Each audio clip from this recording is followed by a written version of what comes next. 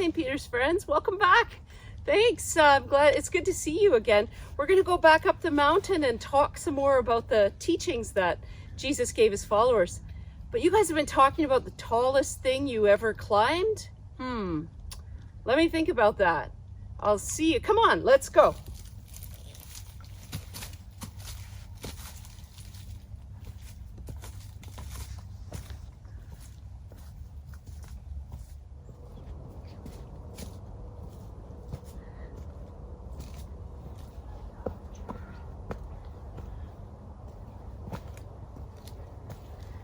Oh, we're almost there. Let's go sit down. Hey, hi, we made it for a second time. Thanks for coming up on my little mountain spot here. I'm just gonna get my blanket out and have a seat. You guys were talking about the tallest thing you've ever climbed? I was thinking about that. I didn't actually climb it. I took the elevator. But I did go up the CN Tower one time. That's pretty high. It's one of the tallest buildings there is. But I've actually been somewhere even taller than the CN Tower. One time when we were on vacation, Rob and I were in a country called Wales, and we climbed a mountain. Yeah, a real mountain. This is just a high place in Sudbury, but we climbed a real mountain, Snowdonia it's called. And it was so high. We got up there, it was really, really foggy near the top. So that's probably the highest thing I've ever climbed. We were talking last week about how Jesus took his friends up the mountain, and then he sat down with them, and that's where he did some teaching. The thing is that he'd been really busy. He'd been healing people and talking to a lot of people. When he was healing people, he was actually making their bodies better. People who were sick or hurting, Jesus was able to heal them, and that was pretty incredible. But he also enjoyed being with the people, but he also enjoyed getting away and coming up to a high place and sitting with his friends to talk to them about God's truth. So he came up to this mountain and he did a sermon. So a sermon is like a talk or a teaching, and that's why people call this, what we're talking about, they call it Jesus's Sermon on the Mount, right? Because he's teaching them up on the mountain.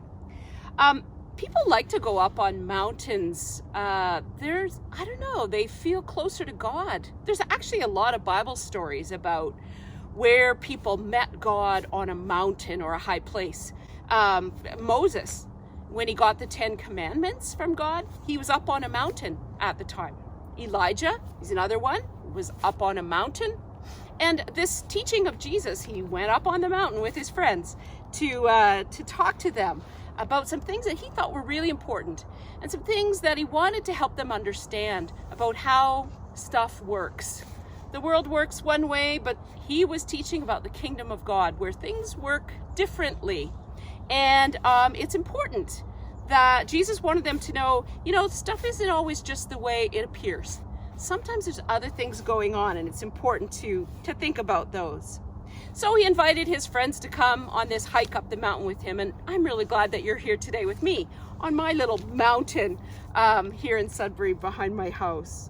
So remember, we were talking about that list that Jesus had of people that were blessed, and we said that being blessed meant they were happy, they had everything they needed, they didn't really they weren't missing anything. There was an abundance, more than enough to go around.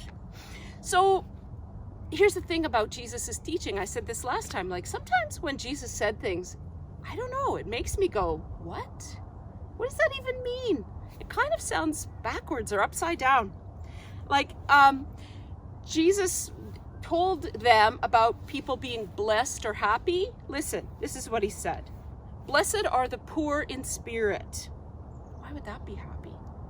For theirs is the kingdom of heaven. Blessed are those who mourn. Really? Yeah, they'll be comforted. Blessed are the meek. They will inherit the earth.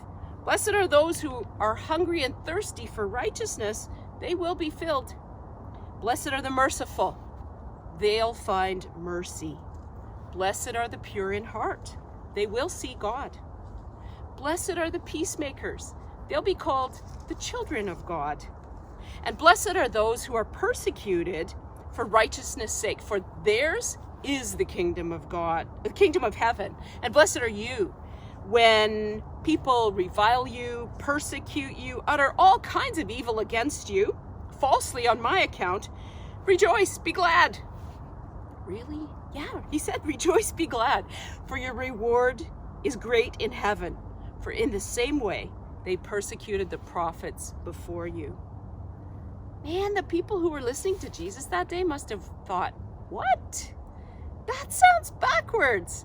How can someone who's mourning be comforted? How can somebody who's hungry be filled? These things sound like they don't make sense. But they do make sense in the kingdom of God.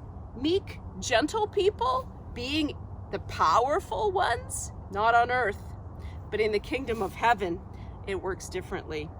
So there were 9 things that Jesus told his friends when he was giving them that teaching up on the mountain. And did you notice? Every one of them had 2 parts to it.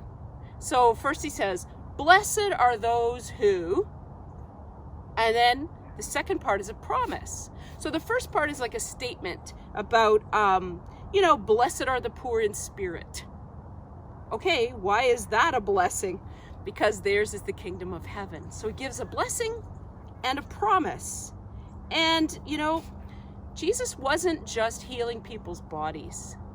When he was giving teachings like this, he was healing people on the inside, in the way they were thinking, in their hearts, in their souls. So that's another kind of healing too. And the kind of teaching that Jesus was doing on the mountain, it helps us think differently, and it helps us think in healthy ways about what the kingdom of God is actually like. So, just like last time, I'd like to give you a blessing. Are you ready? Remember what we did? Hold your hands out like you're going to receive something. Okay, because I'm going to give you a blessing. And the blessing that I want to give you today is this. You are blessed because you follow the way of Jesus, all the way up the mountain. And when we follow Jesus, we are blessed with good wisdom. You're blessed as a follower of Jesus with good wisdom. Bless you. I'll see you next time.